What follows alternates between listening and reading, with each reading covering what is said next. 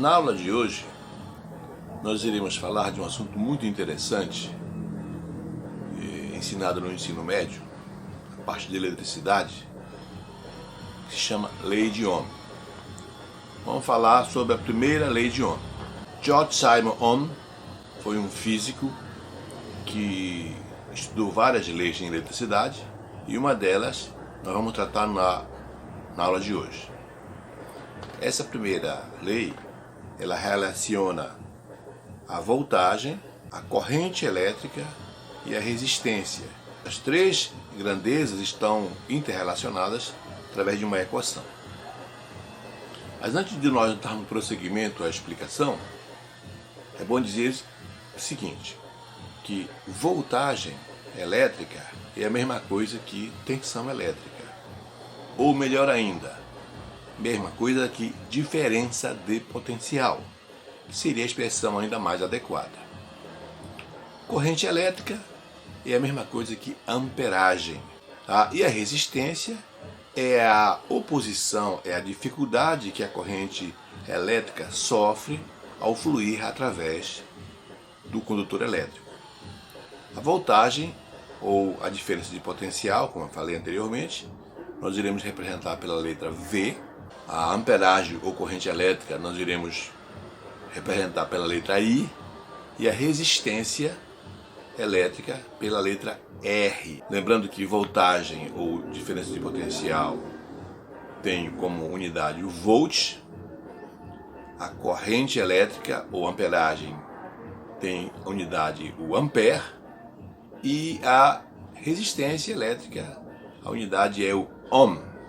Para nós explicarmos essa lei, nós iremos utilizar de um artifício.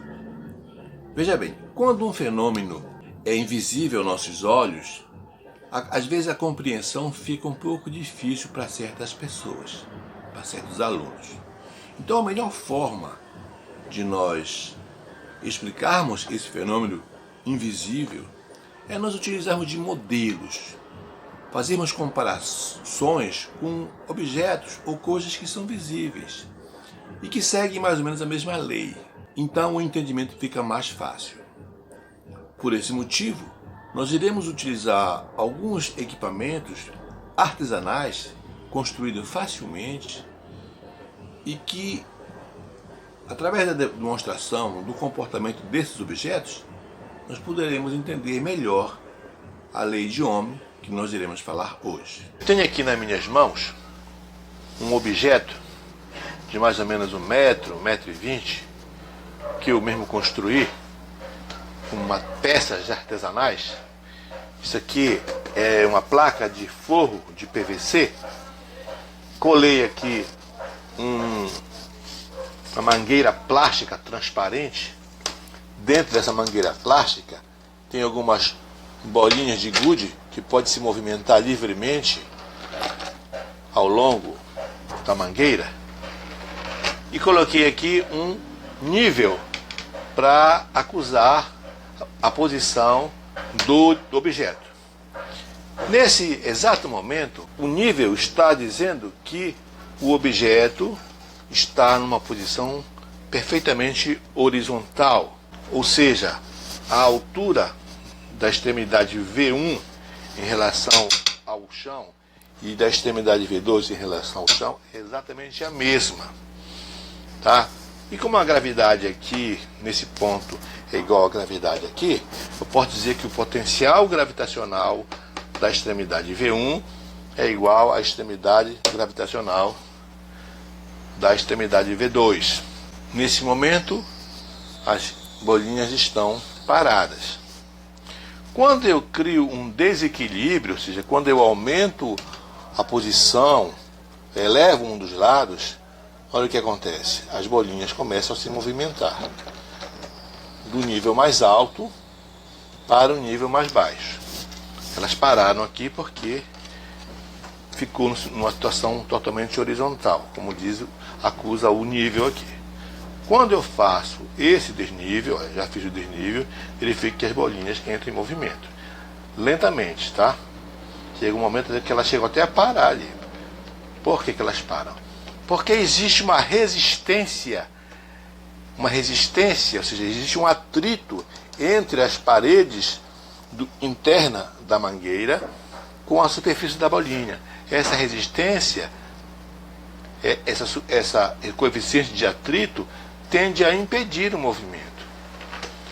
Tá? Então, percebam que quanto maior for a inclinação, mais rápido vai ser o movimento. Olha lá, vamos aumentar uma inclinação mais acentuada. Olha. Viu? A bolinha ela fluiu mais rapidamente. Agora, dá uma inclinação ainda maior. Verifique que quanto mais inclinado estiver as bolinhas, o plano inclinado, quanto mais inclinado for o plano, maior rapidez com que as bolinhas fluem. Essa observação é muito importante. Tá? Então existe uma relação de proporcionalidade direta entre o plano inclinado, a inclinação do plano inclinado e a velocidade de escoamento das bolinhas de gude. Tá certo? Essa observação, que é uma observação de um fenômeno puramente mecânico, nós vamos fazer uma comparação agora com o mundo da eletricidade. Suponhamos que essa mangueira transparente fosse um fio elétrico condutor.